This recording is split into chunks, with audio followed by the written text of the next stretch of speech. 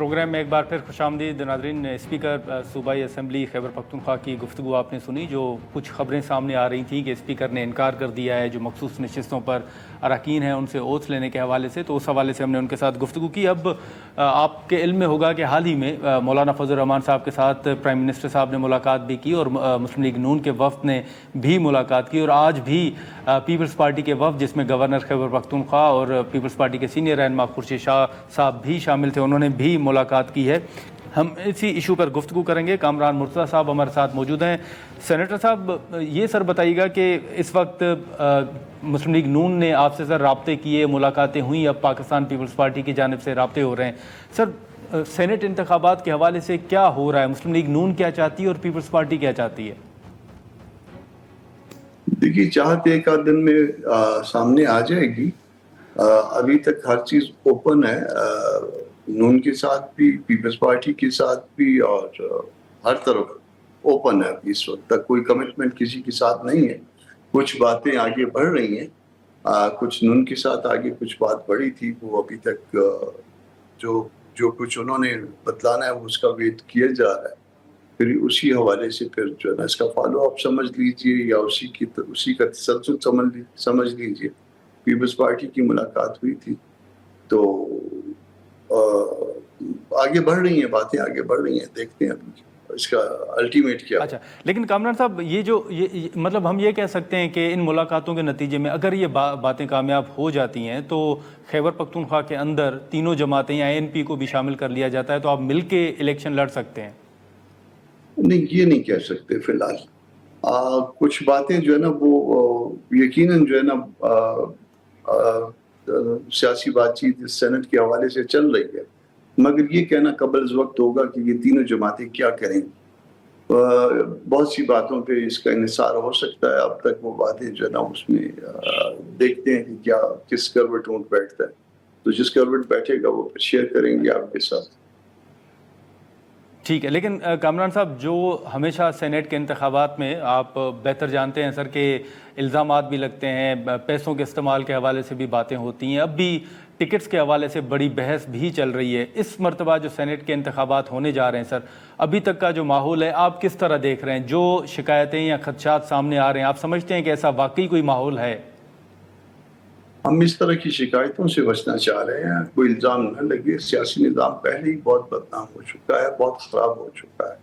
تو انہی طرح کے مسائل سے بچنے کے لیے جو ہے معاملات کو دیکھا جا رہا ہے, سوچا جا رہا ہے, سمجھا جا رہا ہے. کوشش کریں گے کہ اس میں کوئی مزید بدنامی کا عنصر کسی سیاست دان کی طرف, کسی سیاسی پارٹی کی طرف نہ جائے. نہ جائے. لیکن کامران صاحب, آپ سے پہلے سر اسپیکر صاحب سے بات ہو رہی تھی, وہ کہہ رہے ہیں کہ میں نے اوتھ لینے سے انکار نہیں کیا جو اراکین ہیں ان سے, بلکہ اسمبلی جو ہے وہ ان سیشن نہیں ہے, اسی لیے اس کا انتظار کیا جا رہا ہے. تو آپ سمجھتے ہیں کہ اس حوالے سے کوئی تاخیری حربہ صوبائی حکومت کی جانب سے استعمال کیا جا رہا ہے یا مزید کیا جائے گا؟ یقیناً پی ٹی آئی کی حکمت عملی یہی ہوگی کہ جب تک معاملات کو ڈیلے کر سکیں وہ ڈیلے کریں اس صورتحال میں. مگر اس میں الٹیمیٹلی فائدہ کیا ہوگا یہ سوچنا پڑے گا کہ فائدہ کیا ہوگا. اگر ڈیلے ہوگا تو میرا خیال ہے دستور کی مزید وائلیشن ہوگی, یا عدالتوں کے فیصلوں کا مزید جو ہے اس میں مذاق اڑے گا. تو بہرحال پی ٹی آئی اپنا بہتر سمجھ سکتی ہے کہ اس نے کیا کرنا ہے. ابھی تک ہمارے حوالے سے جو ہے نا سارے معاملات اوپن سمجھیے. نہیں, لیکن سر اب اگر حکومت اجلاس نہیں بلاتی تو رولز کیا کہتے ہیں سر؟ کوئی راستہ, کوئی دوسرا راستہ بھی ہے کہ گورنر صاحب اجلاس بلائیں, یا کوئی ریکویزیشن تو اپوزیشن کے پاس کوئی تعداد ہے نہیں کہ وہ جمع کروا سکیں, تو رولز کے مطابق کوئی دوسرا آپشن بھی ہے آپ کی نظر میں؟ کورٹ پھر انٹروین کر سکتی ہے, کورٹ میں کوئی جا سکتا ہے, اور یہ بات ممکن ہے کہ کوئی ریٹ فائل ہو اور ریٹ کے نتیجے میں کہا جائے, گورنر کو کہا جائے یا اسپیکر کو کہا جائے کہ آپ اجلاس بلوائیے. اگر اسپیکر صاحب نہیں اس میں ریکویسٹ بھجواتے تو گورنر جو ہے نا بذات خود بھجوائیں, یا ان کو اگر وہ ریکویسٹ نہیں بھجواتے تو اس کے اپنی کانسیکوینسز بھی ہو سکتے ہیں, مگر اس آرڈر کے نتیجے میں.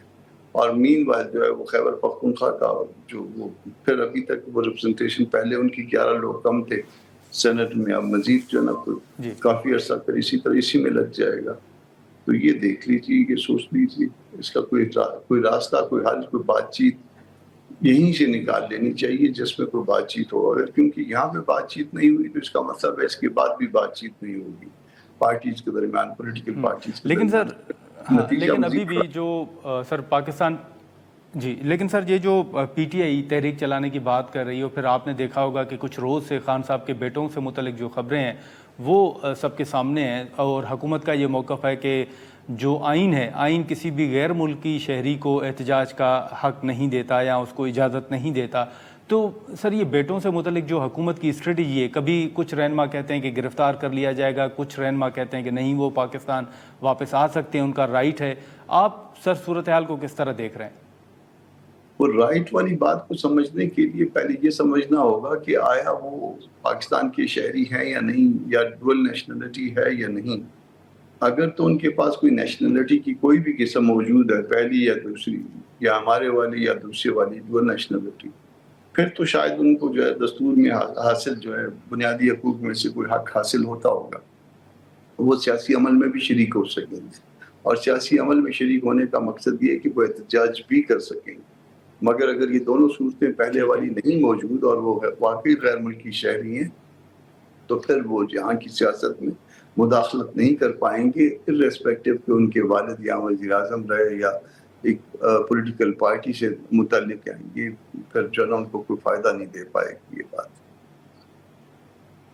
ٹھیک ہے سر، ایک آخری سوال ہوگا کہ کل آپ نے دیکھا کہ خیبر پختونخوا کے اندر جو اے این پی کے رہنما ہیں مولانا خان زیب صاحب، اس حوالے سے افسوسناک ایک خبر سامنے آئی. پھر بلوچستان کے حوالے سے مسافر بس کو روکا گیا، وہ سر خبر آپ کے سامنے ہے. اب یہ دونوں صوبوں میں واقعات کوئی پہلی مرتبہ نہیں ہے، آواز بھی اٹھتی ہے، مذمت بھی ہوتی ہے، لیکن چند دن کی خاموشی کے بعد پھر اس طرح کے افسوسناک واقعات پیش آ جاتے ہیں. تو آپ کیا دیکھ رہے ہیں سر، کیا ہونا چاہیے؟ دیکھیے یہ دو صوبوں میں بھی اور ساتھ سندھ میں بھی حالات جو ہے نا ایسے ہیں. وہاں پھر کچے کے ڈاکوؤں کے نام پہ بہت کچھ ہوتا ہے، اور وہ بھی معاملات تو ایسے ہیں کہ جس کو جو ہے نا سوچا سمجھا جانا چاہیے. اصل بات یہ ہے کہ جو حکومتیں ہیں یہ ڈلیور نہیں کر پا رہے، گورننس ان کی نہیں ہے ٹھیک، اور اس کی وجہ یہ ہے کہ عوام کی نمائندہ حکومتیں ہی نہیں. تو عوام کی نمائندہ حکومتیں ہونی چاہیے. اس سلسلے میں ڈائلاگ شروع ہونا چاہیے. ڈائلاگ جو ہے اسی سینٹ الیکشن کے حوالے سے شروع کر کے، اور اس کو پھر اس کا دائرہ وسیع کیا جا سکتا ہے جو کہ پورے جنرل الیکشن تک لے جایا جائے.